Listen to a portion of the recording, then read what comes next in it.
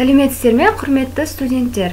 Бүгінгі су ресурстарын кешенді пайдалану пәні бойынша кезекті дәрісіміздің тақырыбы суару мелиорациясы деп аталады. Бүгінгі сабағымыздың мақсаты студенттерге суару мелиорациясы ұғымын, суару мелиорациясының түрлерін және де суару жүйесі жайлы, сонымен қатар табиғаттағы әсері жайлы ақпарат беру. Күтілетін нәтиже студенттер суару мелиорациясы ұғымын, табиғаттағы рөлін, пайдасын немесе зиянын, сонымен қатар суару жүйесінің тармақтары жайлы ақпаратпен қанымдалады. Дәрісіміздің жоспары: суару мелиорациясы ұғымы, суару мелиорациясының жалпы мақсаты, түрлері, суару жүйесі және де суару мелиорациясының табиғатқа тигізетін әсері және де суармалы жерлердің қазіргі жағдайы мен болашағы, яғни келешегі жайлы айтатын боламыз. Суару мелиорациясын бастамас бұрын біз осы мелиорация ұғымына бір тоқталып кетейік. Мелиорация дегеніміз не?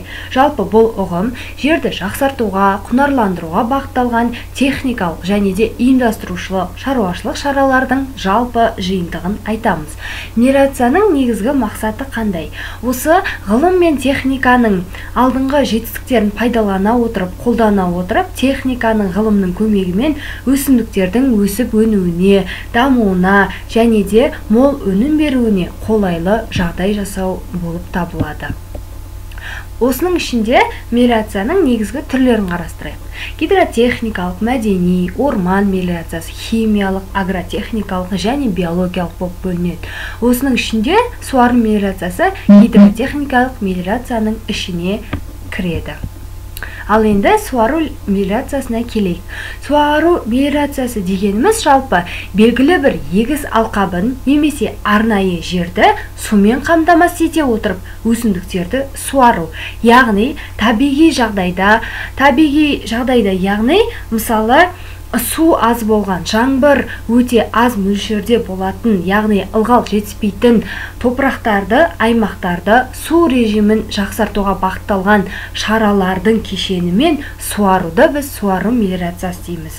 Суару мелиорациясының табиғатқа әсері тигізетін пайдасы өте мол. Себебі мемлекеттерде қуаң, су тапшы, топырағы ешқандай құнары жоқ, жауын-шашын мөлшері аз жерлерді осы біз қолдан суару арқылы оның ары қарай өнім беруіне және де топырақты құнарлы қылуына өте үлкен әсер етеді екен.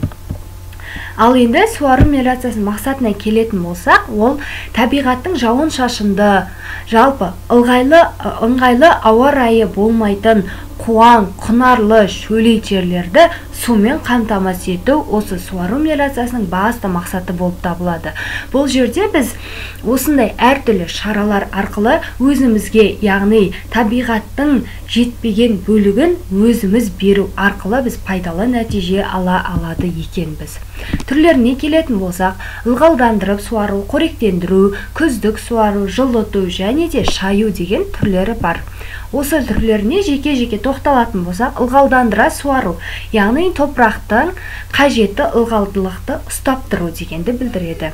Қоректендіре суару, топырақ құнарсыздығын кеткен жағдайда, яғни құнарсыз болып кеткен жағдайда оған әртүрлі минералды тыңайтқыштарды беру болып табылады. Жылыта суару дегеніміз көктемде өсімдікті үсіп кетпес үшін мүмкіндік жасап, жақын жерде орналасқан зауыт, фабрикалардан шығып жатқан жалпы жылы сумен суару дегенді білдіреді. Күздік суару дегеніміз ол жалпы топырақта ылғал жинау дегенді білдіреді. Күздік суару деп аты айтып тұрғандай, бұл күзде немесе қыста суарылатын суарудың түрі болып табылады. Шайып суару дегеніміз ол күннен жинап алатын, күнге дейінгі белгілі мөлшермен белгілі мерзімде ғана суарылып отыратын суару түрін айтамыз. Суармалы жерлер дамыған аудандар. Қазіргі кезде Қазақстанда 2,32 миллион гектар суармалы жерлер бар. Олардың ең негізгі суармалы жерлерге біз Қызылорданы, Жамбылды, Алматы облыстарын жатқыза аламыз. Мұндай қалыптасқан жағдайлар көбінесе оңтүстік шығыс аймақтарда көп болып табылады. Бұл жерлерде көбінесе өсімдіктер жер құнарлы болғанымен, ол жерлерде барлығымызға белгілі оңтүстік аймақтарда жазы ыстық, жауын-шашыны аз болып келеді. Сондықтан бұл жерлерде мәдени өсімдіктер көп дұрыс өспейді. Сондықтан осы жерлерді біз басты суармалы жерлер ретінде алып, осы жерлерді суландыратын боламыз. Суару жүйесі дегеніміз не? Осы суару мелиорациясының ішінде суару жүйесі ұғымы дегеніміз су көзі, бас саға, бас канал, шаруашылық канал, шаруа каналдары, осылардың барлығы туралы айтылатын, жалпы бір сөзбен айтқанда осы суаруға арналған құралдар мен жабдықтардан тұратын үлкен бір жүйені біз суару жүйесі деп айтамыз. Енді осы ұғымдарға жеке-жеке тоқталатын болсақ, жалпы бас саға дегеніміз ол су көзінен суды бөліп алып, жаңағы суландыру жүйесіне беруді айтамыз. Бас канал, яғни магистральды канал дегеніміз су жүйесіндегі ең ірі каналды аламыз. Яғни бұл каналдардың басты мақсаты бас сағадан алып, жаңағы ең бірінші бас сағадан алып, оны суарылатын алқапқа дейінгі, соңына дейін апаратын шаруашылық каналдарға дейін бөлу дегенді білдіреді. Шаруа арал канал, ол суды бір топ шаруашылыққа әкеліп, шаруа каналдарына бөлу дегенді білдіреді. Ал шаруашылық каналдар дегеніміз суды шаруашылыққа жеткізеді. Әр ауыспалы егістікке бір шаруа каналы салынады. Шаруа каналынан біз танап каналына бөлеміз.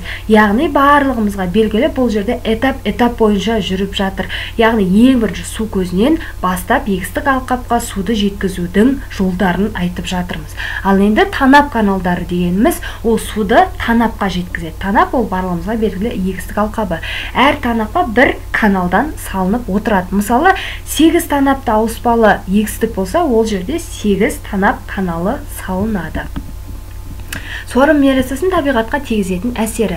Адамзат өмірінде жалпы экологиялық жағдайларын шешумен қатар, тек қана ол ғана емес, ғылыми тұрғыда дұрыс ұйымдастырылмаған жағдайда мелиорацияның қоршаған ортаға зияны көп. Себебі мелиорация жұмыстарының әсерінен біз су балансын, топырақтың құрамын, жалпы табиғи өсімдіктерді, жан-жануарлардың барлығы да өзгеріске ұшырауы мүмкін. Мұндай әсерлерді мелиорациясының түріне және оның қалай жүргізілетініне байланысты болады. Яғни біздің қолдан жасап жатқан әрекетіміз табиғатқа міндетті түрде өзінің кесірін тигізіп кетуі мүмкін. Мысалы, өзендерден су біз есепсіз алынып отырады. Егер де біз егістікті суару үшін біз міндетті түрде бір су көзінен аламыз. Яғни су көзінің азаюына әкеліп соғады. Сонымен қатар көп жылдар бойы тағы қандай шараларды алатын болсақ, мелиорацияның жалпы мелиоративтік жұмыстарда қоршаған ортаға тигізетін тек қана пайдасы ғана емес, зияны да бар. Мұны міндетті түрде зерттеп алып, содан кейін барып оны пайдаланған жөн болып табылады. Суару мелиорациясының қазіргі жағдайы және келешегі. Құрғақ, жазы ұзақ әрі ыстық, жауын-шашынсыз осындай аймақтарда біз суармалы егіншілікті дамытуымыз керек. Сондықтан біз мол өнім алу үшін міндетті түрде арнайы жоспар бойынша осы суару мелиорациясын қолданатын боламыз. Қазіргі жағдайда барлығымызға белгілі суару мелиорациясы жақсы дамып келе жатыр. Себебі оның әртүрлі түрлерін пайдаланып, жаңағы жаңбырлатып, тамшылатып деген сияқты суару тәсілдерін пайдалана отырып, біз осы әртүрлі тіпті шетелден осы аппараттарды әкелу арқылы осы егістіктен дұрыс өнім алуға, жақсы мол өнім алуға, топырақтың құнарлы болуына өте үлкен әсерін тигізіп жатырмыз. Бүгінгі суару мелиорациясы тақырыбы бойынша берілетін тапсырмалар сіздерде берілген. Осы тапсырмаларды орындап, Платонс платформасы бойынша кері тапсырманы тексеруге жіберулеріңізді сұраймын. Құрметті студенттер, біздің дәрісіміз аяқталды. Барлықтарыңыздың назар қойып тыңдағандарыңызға рахмет.